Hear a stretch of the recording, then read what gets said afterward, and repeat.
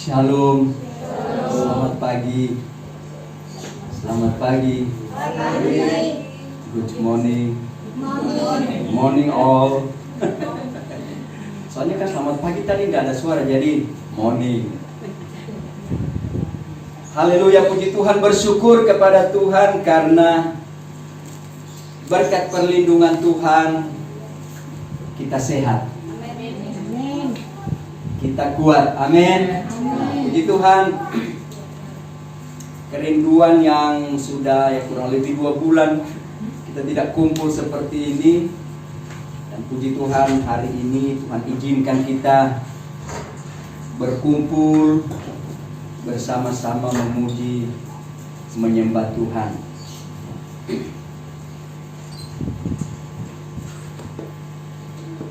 Hari ini tepatnya kita memperingati hari pencurahan kuasa Roh Kudus. Semua anak-anak Tuhan, semua orang percaya memperingati hari pencurahan Roh Kudus di gereja masing-masing. Baik itu gereja ya seperti ini, kita adakan di rumah, baik itu di gereja-gereja yang besar, di gedung-gedung. Satu hal yang kita tahu bahwa Yesus datang ke dalam dunia, dalam pelayanannya, kemudian dia mati. Pada hari yang ketiga dia bangkit. Kubur kosong membuktikan Yesus hidup. Amin. Yesus mengalahkan maut. Hari yang ketiga dia bangkit. Dan seperti Ibu Gembala katakan tadi, selama 40 hari dia menampakkan diri kepada murid-murid. Sekali lagi ini membuktikan bahwa Tuhan kita bukan Tuhanlah yang mati, tetapi Tuhan kita yang kita sembah sampai pagi hari menjelang siang ini adalah Tuhan yang hidup.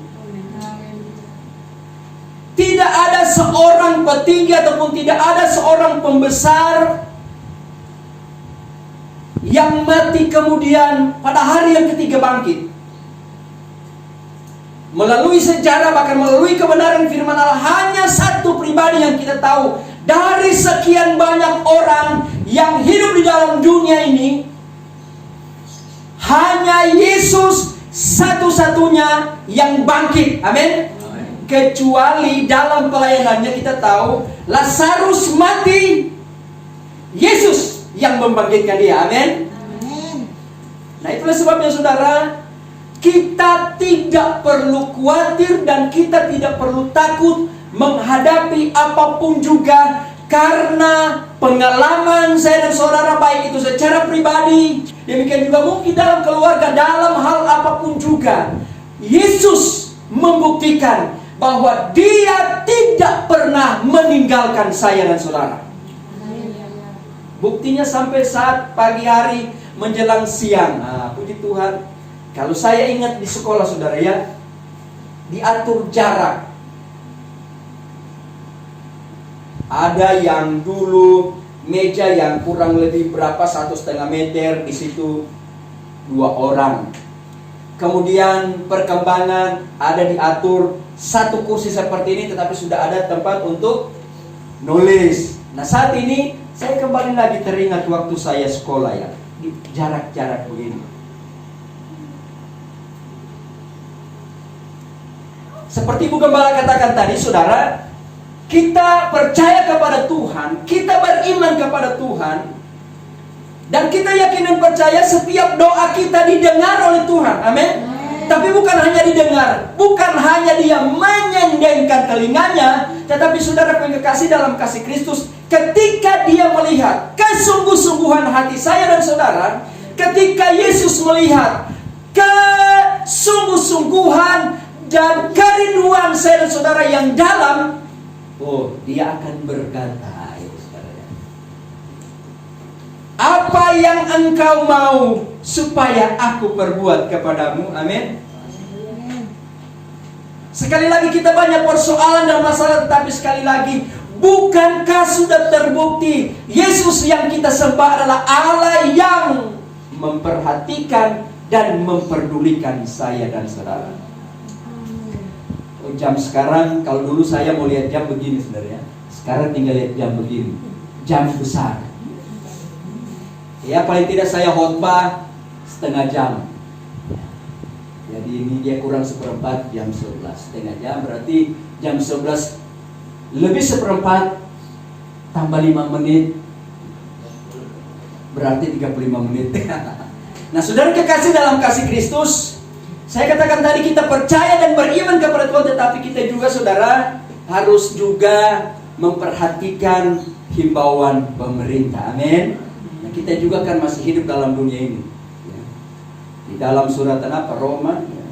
Kita juga harus mentaati wakil Tuhan, wakil ada di dalam dunia ini, yaitu pemerintah kita. Nah, mari kita buka Alkitab kita masing-masing, saudara, yang terdapat di dalam, ya tentunya Kisah Rasul pasalnya yang kedua. Kisah Rasul pasalnya yang kedua, tentang pencurahan kuasa Roh Kudus. Tetapi penekanan saya bukan bukan kepada pencurahan Roh Kudus itu. Penekanan saya adalah akibat dari pencurahan Roh Kudus itu. Makna daripada pencurahan Roh Kudus itu, apa yang saya dan saudara alami setelah kita memperingati, bahkan kita mengalami pencurahan kuasa Roh Kudus itu. Amin.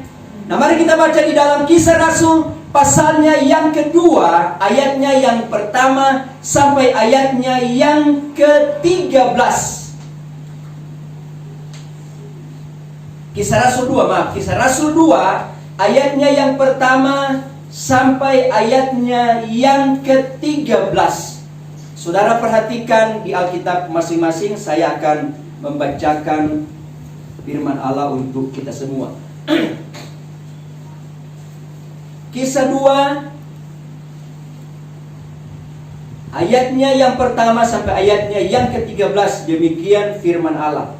Ketika tiba hari Pentakosta, semua orang percaya berkumpul di satu tempat.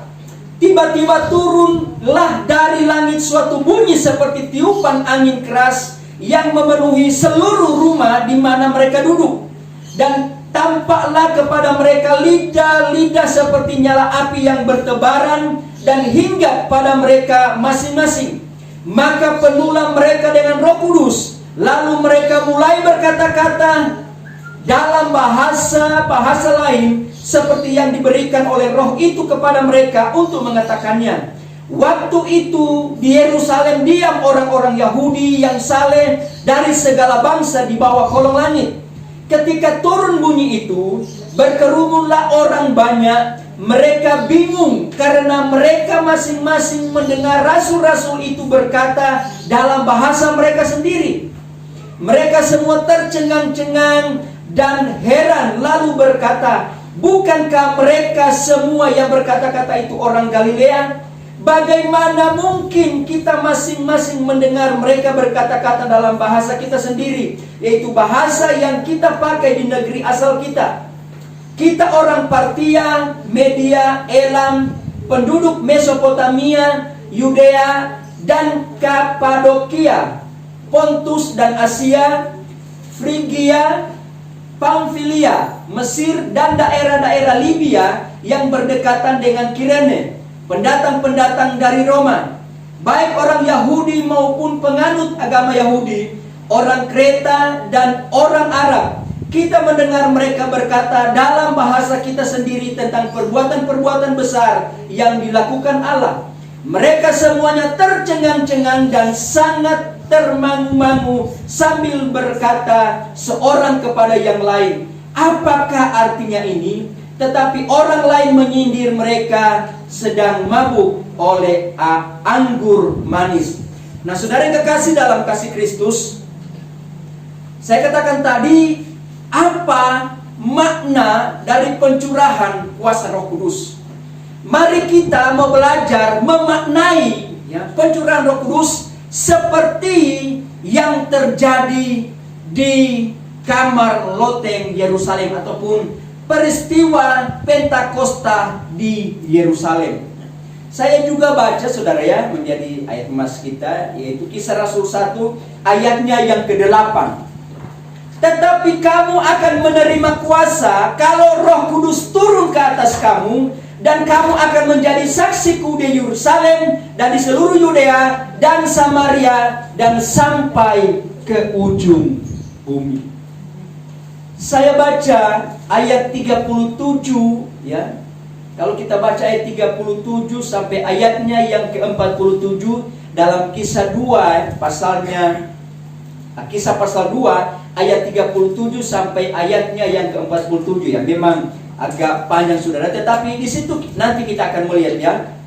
Nah, saudara yang kekasih dalam kasih Kristus, hari Pentakosta ataupun hari Pantekosta, kata Pentakosta dalam bahasa Yunani adalah Pentekoste. Nah, berarti hari ke-50. Hari ke-50, dan hari ini adalah hari raya untuk memperingati peristiwa dicurahkannya kuasa Roh Kudus kepada para murid di Yerusalem yang terjadi sekali lagi pada hari ke-50 setelah kebangkitan Kristus. Nah, saudara yang kekasih dalam kasih Kristus, kalau kita melihat di sini, hari Pentakosta sama dengan hari raya pengucapan syukur yang dilakukan oleh orang-orang Israel ketika mereka memulai untuk menyabit gandum sebagai ucapan syukur atas hasil panen gandum mereka. Ini Israel, saudara, di Israel. Kemudian saudara kekasih ya, seperti saya katakan tadi, Pentakosta berarti hari ke-50 ya. Karena itu juga dikenal dengan, kalau kita baca di dalam Ulangan pasalnya yang ke-16 ayatnya yang ke-10, tapi tidak usah kita baca saudara ya. Saya katakan tadi dalam bahasa Yunani Pentakosta itu berarti ke-50. Nah, karena itu dikenal di Israel ini dikenal dengan nama Hari Raya 7 Minggu ya. Di Israel dikenal ada 3 hari raya utama. Sebelum kita masuk ke pokok saudara ya, di Israel dikenal ada 3 hari raya utama. Yang pertama saudara, yang pertama hari raya Paskah, yaitu hari raya memperingati keluarnya bangsa Israel dari tanah perbudakan Mesir. Kemudian hal yang kedua saudara, hari raya Pentakosta, yaitu hari raya ucapan syukur atas hasil panen gandum, dilakukan 7 minggu sesudah hari raya Paskah. Kemudian hari raya ketiga, hari raya Pondok Daun, yaitu hari raya ucapan syukur atas semua hasil panen mereka. Nah, saudara kekasih dalam kasih Kristus, kita akan masuk, saya katakan tadi, mereka ataupun murid-murid mengalami pencurahan kuasa Roh Kudus di saat mereka sedang menanti-nantikan janji Bapa. Amin. Murid-murid berkumpul di satu tempat. Sekali lagi mereka menantikan janji Bapa. Dan kita melihat di situ di dalam ayat yang kita sudah baca, ayatnya yang ke-2. Tiba-tiba turunlah dari langit suatu bunyi seperti tiupan angin keras yang memenuhi seluruh rumah di mana mereka duduk, dan tampaklah kepada mereka lidah-lidah seperti nyala api yang bertebaran dan hinggap pada mereka masing-masing. Nah, saudara yang kekasih dalam kasih Kristus, kita melihat, kita bisa membayangkan apa yang terjadi. Saya yakin mereka tidak pernah berpikir yang akan terjadi itu seperti lidah-lidah api. Tidak. Tetapi mereka berdoa, mereka bertekun, mereka percaya Yesus sudah berjanji akan memberikan, mengirim penolong yang lain. Itu mereka percaya, dan tibalah di Kisah 2 mulai ayatnya yang pertama lah dan seterusnya. Bahkan ayatnya yang keempat berkata, maka penuhlah mereka dengan Roh Kudus. Amin, saudara. Maka penuhlah mereka dengan Roh Kudus. Sekali lagi, sebelum peristiwa Yesus terangkat ke sorga, Yesus sudah menyampaikan ini kepada mereka. Maria Marta punya masalah seperti ini. Ketika Yesus hadir, duka cita diganti dengan sukacita. Demikian juga saudara yang kekasih dalam kasih Kristus, perjamuan di Kana. Tuan pesta pasti akan malu kalau orang banyak di situ mengetahui bahwa mereka kehabisan air anggur. Tetapi waktu itu ibu Yesus melihat gelagat yang sedang terjadi. Oh, bingung kenapa? Dia langsung datang kepada Yesus. Tapi Yesus berkata apa? Saatku belum tiba. Tetapi seorang Maria yang mengerti siapa Yesus, dia berkata kepada orang-orang di situ, pokoknya turut saja apa yang Yesus katakan. Dan memang benar, saudara. Yesus katakan, ayo kumpulkan tempayan-tempayan yang ada. Isi air, cedoklah. Saudara yang kekasih dalam kasih Kristus, mujizat luar biasa. Yang tadinya mungkin air anggur itu rasanya ya air anggur yang walaupun mungkin istimewa, tapi ya orang sudah pasti telah merasakan. Tetapi ketika air yang dirubah oleh Yesus, mujizatnya itu lain rasanya. Amin. Ketika Yesus hadir dalam hidup saya dan saudara, ketika Yesus hadir di tengah-tengah keluarga saya dan saudara, ketika Yesus hadir di dalam persoalan saya dan saudara, mungkin secara akal pikiran kita itu mungkin waduh sudah tidak ada harapan lagi. Tetapi kita ingat, mungkin kita khawatir. 1 Petrus 5 ayat 7, serahkanlah kekhawatiranmu pada Tuhan. Mungkin ada di antara saya dan saudara sekarang ini yang sedang mengalami kekhawatiran. Serahkan semua kepada Tuhan. Yesus ketika dia masih hidup di dalam dunia, dia melayani. Saya katakan tadi, murid-murid pada waktu itu mengandalkan dia karena apa yang menjadi keperluan mereka. Yesus dengan mujizatnya dia sanggup. Tetapi ketika Yesus mau pergi ke sorga, Yesus sudah berkata juga kepada mereka, aku akan mengirim seorang penolong yang lain, yaitu kuasa Roh Kudus. Saudara yang kekasih dalam kasih Kristus, pencurahan Roh Kudus merupakan penggenapan janji Bapa sebagaimana dinubuatkan oleh Nabi Yoel, bahwa Bapa akan mencurahkan Roh-Nya pada hari-hari terakhir. Amin.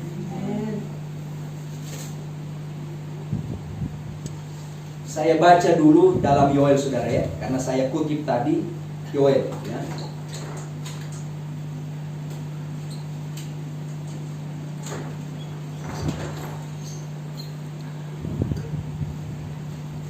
Yoel pasal 3, 28 dan 29. Ini janji Bapa ya.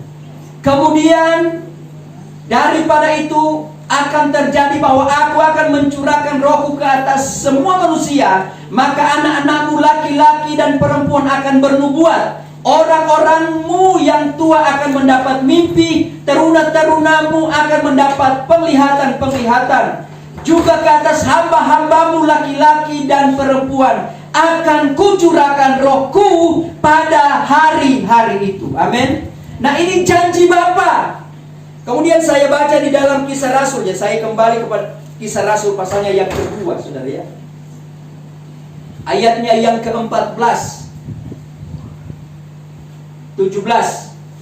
Akan terjadi pada hari-hari terakhir, demikianlah firman Allah, bahwa aku akan mencurahkan rohku ke atas semua manusia. Maka anak-anakmu laki-laki dan perempuan akan bernubuat, dan teruna-terunamu akan mendapat penglihatan-penglihatan, dan orang-orangmu yang tua akan mendapat mimpi. Juga ke atas hamba-hambaku laki-laki dan perempuan akan kucurahkan rohku pada hari-hari itu, dan mereka akan bernubuat. Nah, saudara kekasih, tentang pencurahan kuasa Roh Kudus, sekali lagi, asalkan kita sungguh-sungguh meminta kepada Bapa, asalkan hidup kita, hati, pikiran kita mau terbuka, kita menerima pencurahan Roh Kudus, maka kita akan menerima itu.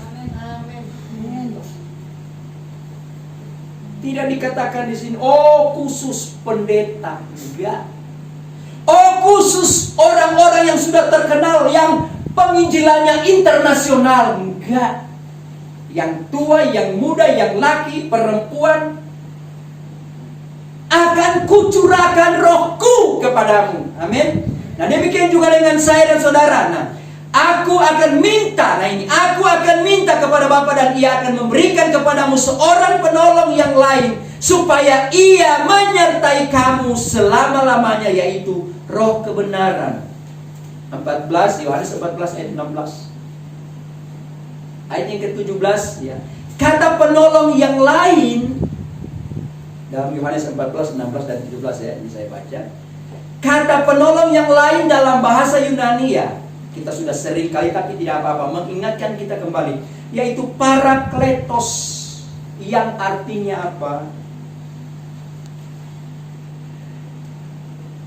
Dipanggil untuk mendampingi. Roh Kudus, Parakletos itu akan mendampingi saya dan saudara kemanapun kita pergi dan berada. Amin. Asalkan kita berserah penuh kepada Dia, mendampingi, kemudian menolong. Nah, ini dalam hal apapun juga Roh Kudus mampu menolong, karena Yesus sudah pergi ke sorga sebagai pengganti Yesus Kristus. Dia memberikan Roh Kudus itu. Amin. Kemudian juga apa? Menghibur. Nah, Roh Kudus menghibur. 3 hari, 4 hari kemarin kita dua keluar rumah, terus sampai anak-anak bilang, mau kemana lagi? Ada berapa pendeta hamba Tuhan yang meninggal? Tapi bukan meninggal karena corona, bukan. Ada yang 15 hari bilang koma atau apa, stroke, tidak sadar-sadar. Hamba Tuhan berdoa, Tuhan, nyatakan mujizat-Mu. Hamba Tuhan ini yang istrinya tidak sadar-sadar, Tuhan, nyatakan mujizat-Mu. Satu saja saya minta, sebelum dia pergi, buka saja matanya. Nah, itu sudah. Dia berdoa. Berdoa pertama mungkin belum dijawab, tapi dia tidak putus asa. Tuhan, tolong,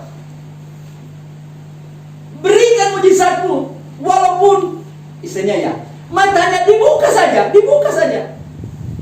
Dia berdoa. Tiba-tiba matanya satu dibuka. Kemudian meleleh air mata. Loh, ini betul ini sudah berapa hari enggak? Pokoknya diam terus. Dia berdoa, Tuhan. Tapi dia tetap berdoa karena baru satu mata yang buka. Dia berdoa terus, Tuhan, nyatakan mujizat-Mu. Saya mau matanya dua-dua dibuka. Belum langsung dijawab, dia tetap berdoa. Pada akhirnya dua-dua matanya bisa dibuka, walaupun hanya sekian. Tapi tidak ngomong. Oh, terima kasih Tuhan.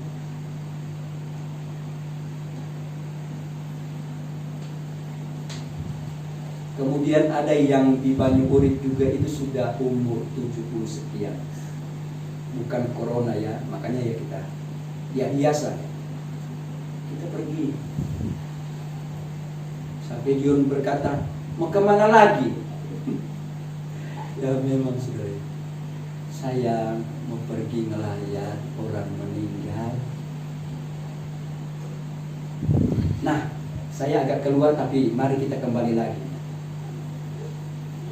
Saya katakan tadi, Parakletos ya, dia akan mendampingi, dia akan menolong, dia akan menghibur. Amin.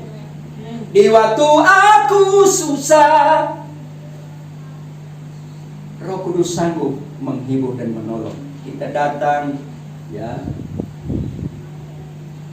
ke malam penghiburan atau malam pengharapan yang menguatkan ya sesama kita. Tetapi satu-satunya penghibur yang sejati tidak memandang waktu, dia sanggup memberikan penghiburan bagi saya dan saudara. Siang, malam, tengah hari, hampir siang, pagi, asalkan kita, dia sanggup menghibur saya dan saudara. Amin. Mungkin orang lain di sekitar kita, aduh, kok sangat susah, ya Allah. Kita tenang-tenang saja, karena ada Roh Kudus dalam hidup saya dan saudara. Ya. Kemudian apa? Menghibur, menasehati. Menasehati yang membuat saya dan saudara, bahkan orang lain, insaf akan kesalahan saya dan saudara. Mungkin berulang-ulang kali orang tua kita memberikan teguran kepada saya dan saudara, tidak mempan. Itu sudah banyak kesaksian itu sudah. Orang tua berkata, coba kamu begini. Ya. Tapi ketika dia merenungkan firman Allah, merenung dan merenung, di situ Roh Kudus bekerja. Oh, ternyata maksud orang tua seperti ini. Amin. Oh, ternyata maksud sahabatku itu seperti ini. Kenapa dari dulu-dulu saya tidak pernah menerima nasihat dari mereka-mereka? Oh, ternyata maksud dari istriku baik. Kenapa dari dulu saya tidak nurut? Bukan berarti kita takut tunduk, tidak. Oh, ternyata maksud suamiku baik terhadap saya. Amin. Amin. Kita sesama manusia tidak mampu merubah seseorang.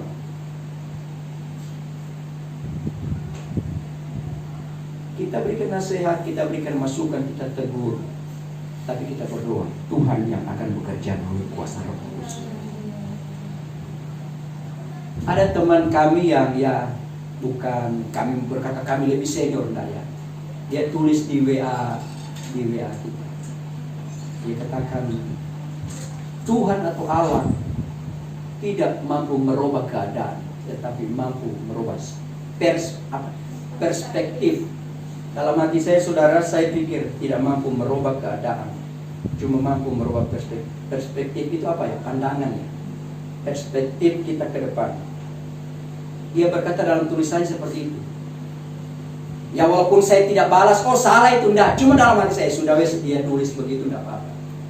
Oh, Tuhan sanggup melakukan segala sesuatu, amin. Merubah keadaan yang susah. Amin. Nah saudara, mendampingi, Roh Kudus menolong, menghibur, menasehati, memberi semangat. Semangat yang patah. Aduh. Pak Robi, bagaimana kabar? Oh, Andre biasa aja. Bagaimana Pak Rizal? Oh, siap. Wah, mantap.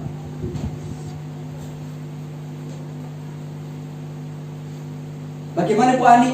Bu Ani kan pembawaan. Oh iya, senyum terus. Walaupun saudara memarahi, Bu Ani itu ketawa terus. Amin. Lo kan masing-masing kita. Mungkin saudara akan berkata, Pak Hendik, bagaimana Pak Hendik? Apa menghadapi corona ini? Ya paling kita berkata, pokoknya sudah berdoa terus, berpengharapan kepada Tuhan, ikuti himbauan pemerintah. Oh iya. Nah, saudara kekasih dalam kasih Kristus, jadi apapun juga itu, kita ingat bahwa Yesus memberikan seorang penolong, ialah satu pribadi yang sanggup menasehati, memberi semangat, bahkan menuntun, menyertai jalan saya dan saudara. Ketika kita mulai berjalan di jalan yang salah, kita kaget. Mungkin ingat, iyo misalnya ada satu sahabat kita yang berkata, jangan lakukan ini. Mungkin kita ingat perkataan itu, tetapi bukan karena perkataan dia. Roh Kudus mengingatkan saya dan saudara. Amin. Apa yang sudah disampaikan oleh sahabat kita itu. Tuhan dapat memakai siapapun juga melalui kuasa Roh Kudus bekerja. Itulah sebabnya, saudara kasih dalam kasih Kristus, saya selalu berkata, jangan saudara berkata hanya orang-orang tertentu yang bisa kita terima nasihatnya, tegurannya. Tidak, siapa saja asalkan itu menurut pikiran kita, bahkan menurut kebenaran firman Allah, itu akan membuat satu perubahan yang baik dan yang besar, akan membuat jalan kita lurus kembali. Kita harus terima itu. Amin.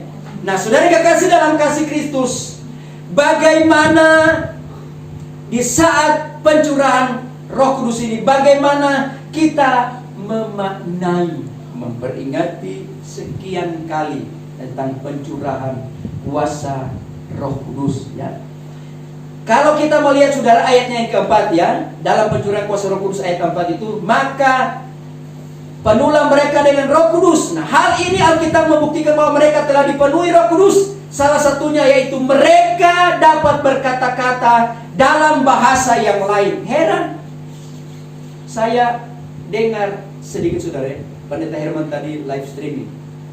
Waktu tahun berapa itu dia ke Korea ikut doa itu. Ada dari berbagai bangsa-bangsa, mereka dipenuhi dengan Roh Kudus, bahasa-bahasa yang dia juga tidak ngerti, tapi dia katakan dia sendiri, dia dalam bahasa Indonesia. Pokoknya tak tertahankan itu apa yang dia katakan. Allah ada, Allah ada, Allah ada. Itu toh. Tetapi walaupun hanya kata-kata itu, dia rasakan luar biasa. Jadi yang lain berbahasa-bahasa itu, dia cuma apa katakan yang keluar dari mulut. Dan itu tidak dibuat-buat. Dia cuma katakan Allah ada, Allah ada, Allah ada. Kita percaya melalui kuasa Roh Kudus, Dia ada di tanah kita. Amen. Sehingga yang susah dihiburkan, yang sudah mulai salah jalan dituntun kembali.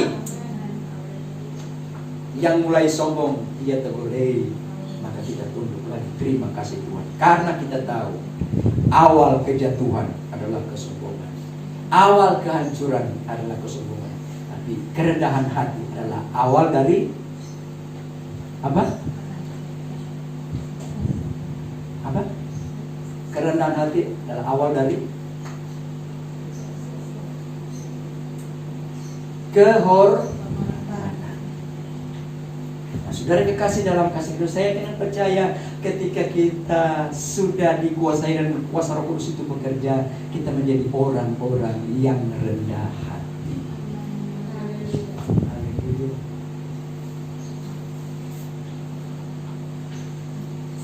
Berbahasa lain, artinya bahwa ada sesuatu yang berbeda dari sebelumnya. Nah, inilah yang pada akhirnya orang-orang yang ada di sekitar, di mana mereka berkumpul menganggap bahwa mereka mabuk oleh anggur. Kalau kita baca ayat 13 tadi, banyak orang-orang yang menyaksikan, baru jam berapa ini mereka sudah mabuk oleh air anggur. Tetapi kalau kita lihat mulai ayat 14, khotbah Petrus. Petrus berkhotbah. Petrus menjelaskan, mereka bukan mabuk oleh air anggur, tetapi mereka dipenuhkan dengan kuasa Roh Kudus. Amin. Sehingga saudara kekasih dalam kasih Kristus, kita melihat di sini, sindiran inilah yang membuat Rasul Petrus dan ke-11 rasul yang lain bangkit berdiri dan menjelaskan peristiwa apa yang sedang terjadi, yaitu pencurahan Roh Kudus. Sehingga melalui penjelasan rasul-rasul itu, yang apa yang mereka sampaikan, dan pada akhirnya mereka mengerti, mereka percaya, dan mereka memberi diri dibaptis. Dengan kata lain, ada pertobatan massal pada waktu itu, pada saat pencurahan kuasa Roh Kudus. Amin. Nah, saudara, ketika kita mengalami dipenuhi dengan kuasa Roh Kudus, maka kita akan mengalami perubahan. Amin. Orang-orang yang tadinya mengolok, sudah mabuk. Tidak. Ketika mereka mendengar khotbah daripada Petrus, mereka mengerti dan mereka percaya, benar. Sehingga mereka memberi diri dibaptis. Nah, kita akan masuk sudah. Sekali lagi, yang menarik di situ di ayat-ayat mulai ayat 14 saudara ya, mereka bertobat lalu dibuktikan dalam menyerahkan diri mereka untuk dibaptis sebagai wujud bahwa Tuhan telah mengampuni dosa-dosa mereka. Amin. Kita harus mengampuni orang yang bersalah kepada kita. Amin. Lepaskan pengampunan. Sudah banyak kesaksian yang kami dengar melalui dia melepaskan pengampunan. Wah, hidupnya diubahkan oleh Tuhan, diberkati oleh Tuhan.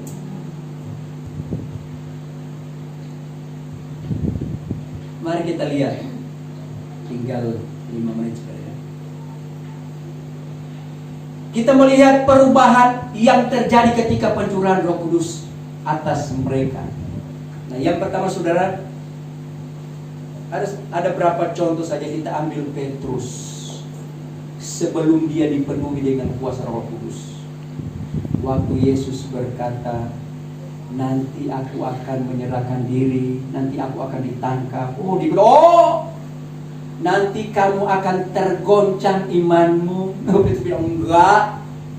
Walaupun Yohanes, walaupun Andreas, walaupun teman-teman yang lain tergoncang imanku, aku enggak. Hebat enggak? Hebat.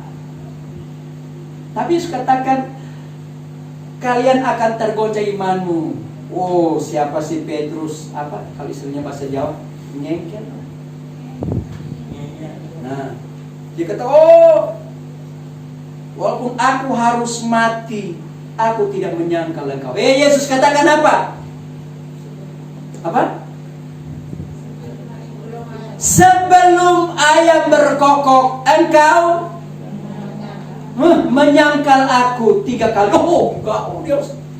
Nah, kelihatannya hebat, kelihatannya imannya mantap. Tapi ketika Yesus sedang dihadiri, ada satu remaja, mungkin kayak Jessica.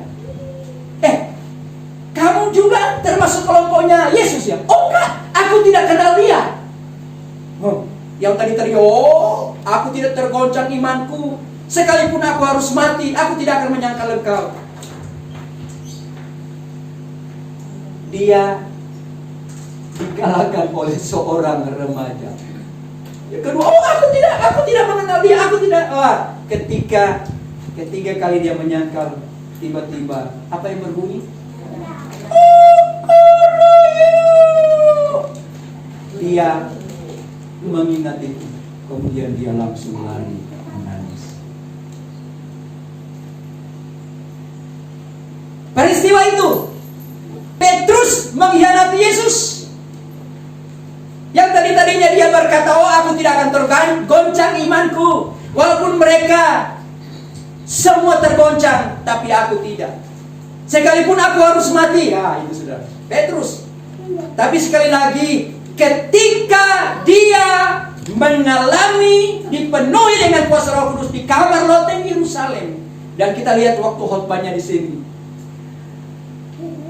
pertobatan massal terjadi. Amin. Kalau di sini dikatakan kurang lebih 3.000 orang bertobat. Dan dia melayani, ada begitu banyak kesusahan, kesulitan, ancaman yang Petrus alami. Bahkan Petrus ketika dia harus mati, dia mati tersalib, tetapi kepalanya di bawah. Sudah bisa bayangkan itu? Ketika dia mengalami perubahan karena dipenuhi dengan kuasa Roh Kudus, dia tidak pernah takut menghadapi apapun juga. Amin. Nah, kita sebagai anak-anak Tuhan, mungkin kalau kita mau berpikir, tapi bagaimana ya kalau kita mengalami itu? Mungkin kita berpikir seperti itu. Tapi kalau mungkin Tuhan izinkan kita mengalami sesuatu yang sangat kritis, tapi Tuhan berikan kekuatan kepada saudara-saudara, aku tidak takut. Aku tidak takut. Kenapa? Karena kuasa Roh Kudus yang bekerja di dalam hidup saya. Amin. Dan sebab itu berkata, pimpin aku Roh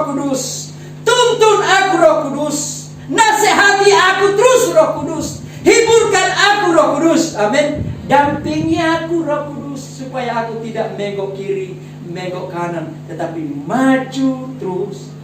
Amin. Ada lagu berkata Pentekosta lama, pandang terus padanya, jangan menoleh, jalan terus. Jangan pandang salah orang lain, pandang saja Yesus. Amin. Mari saudara, karena kita tahu Roh Kudus akan menuntun jalan hidup saya dan saudara. Mereka bertekun dalam pengajaran rasul-rasul dan dalam persekutuan itu. Kalau kita baca di ayat 42 dan ayatnya yang ke-48. Mereka bertekun dalam pengajaran rasul-rasul dan dalam persekutuan, dan mereka selalu berkumpul untuk memecahkan roti dan berdoa. Ayat 46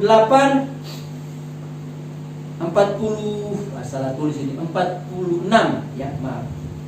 Dengan bertekun dan dengan sehati mereka berkumpul tiap-tiap hari dalam bait Allah. Nah saudara, mungkin kita tidak seperti mereka setiap hari berkumpul begini, tetapi saudara, paling tidak ada dalam pikiran dan dalam hati saya dan saudara untuk berkomunikasi dengan Tuhan. Kita yakin dan percaya sekali lagi, kuncinya apa? Terbukalah hatimu, terbukalah pikiranmu, terbukalah hidupmu, agar supaya dia mau masuk. Selama saya dan saudara tidak membuka, walaupun dia mengetuk, tapi saya dan saudara tidak membuka pintu, dia tidak akan pernah masuk. Kenapa? Karena dia tidak pernah memaksa. Amin. Itulah sebabnya mari kita membuka hati kita untuk Roh Kudus masuk dan bekerja di dalam hidup saya dan saudara. Maka saya dan saudara akan mengalami perubahan yang besar dan luar biasa. Saya tidak tahu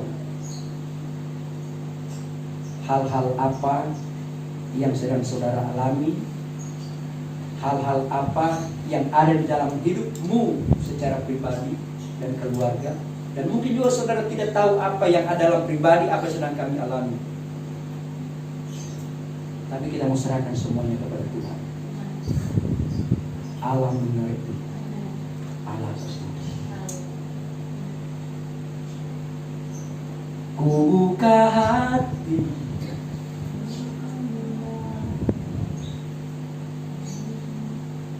kita buka hati, buka pikiran kita. Ada pengorbanan.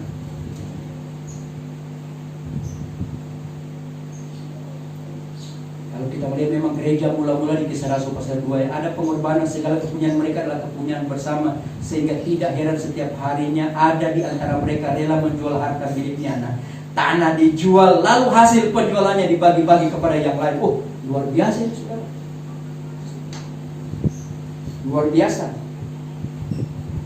Dapat melakukan ini adalah orang-orang yang benar-benar berserah penuh kepada Tuhan.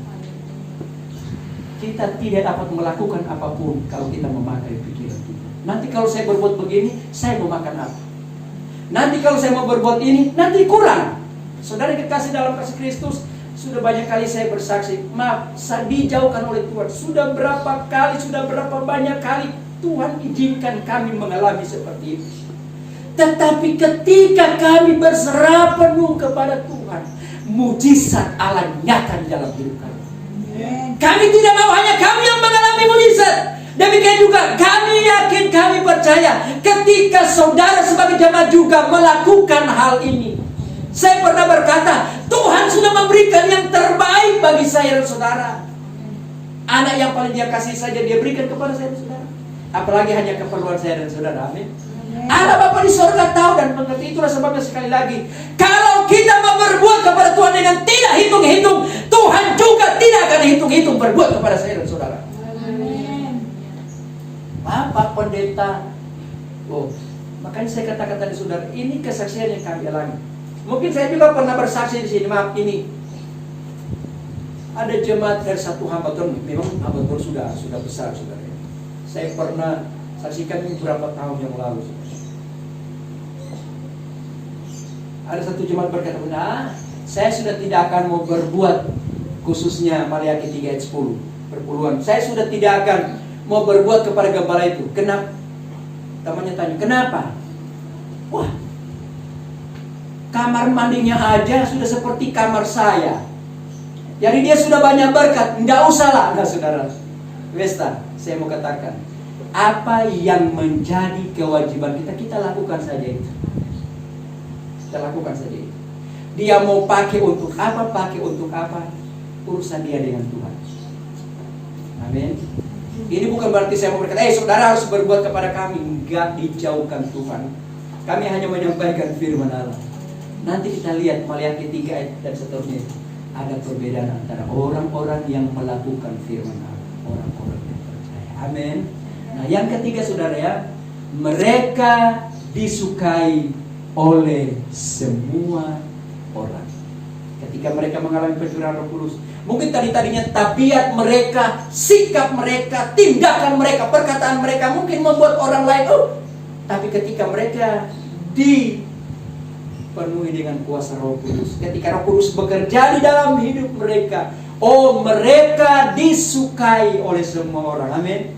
Saudara ingin disukai oleh semua orang? Amin. Ya, saudara tahu apa yang harus dilakukan.